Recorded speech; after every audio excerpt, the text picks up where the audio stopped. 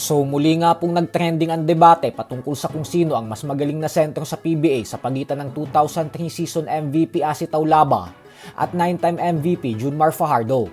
Ito po ay matapos sabihin ni Calvin Abueva at Mark Pingree sa vlog ni Paul Artadi na mas magaling umano si Taulava kay Abay.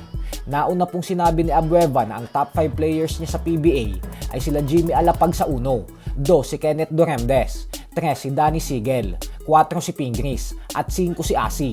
Ang opinyon ni Abueva sa sentro ang siyang humakot ng atensyon dahil hindi ito inaasahan ng mga fans dahil ang akala ng lahat ay sasabihin nito si Fajardo.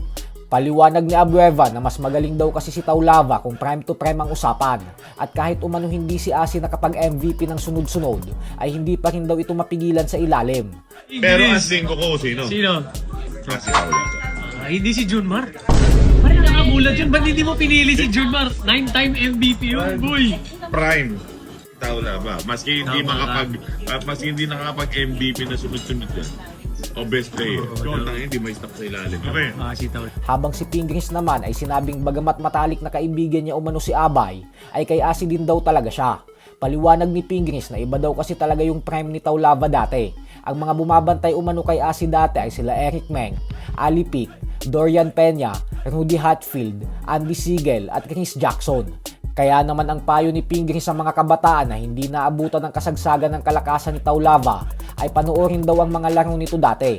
Habang si Abueva naman ay pinasigundahan ang pahayag ni Ping at sinabing kahit daw pagsamasamahin mo umano ngayon ang mga imports at malalaki sa PBA ay wala naman daw makakapigil kay Taulava.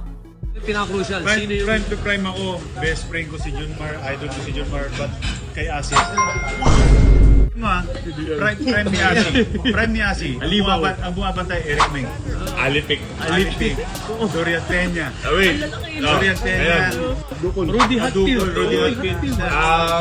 Sa kabilang banda naman mga idol ay sumagot na nga po si Malupiton sa naging banat sa kanya ng former PBA player na si Jerry Esplana.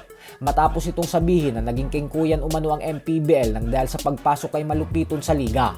Banat ni Malupiton na kung hindi daw alam ni Esplana ang pre-season, advertisement at entertainment ay di daw talaga ito tatagos. Sa liga nga daw dati ni Esplana na PSL habang ito ang commissioner ay tumanggap daw ito ng baliw at ang tinutukoy niya po dito ay si Mr. Longbomb. Dagdag pa ni Malupito na gusto niya lang naman daw magpasikat sa basketball.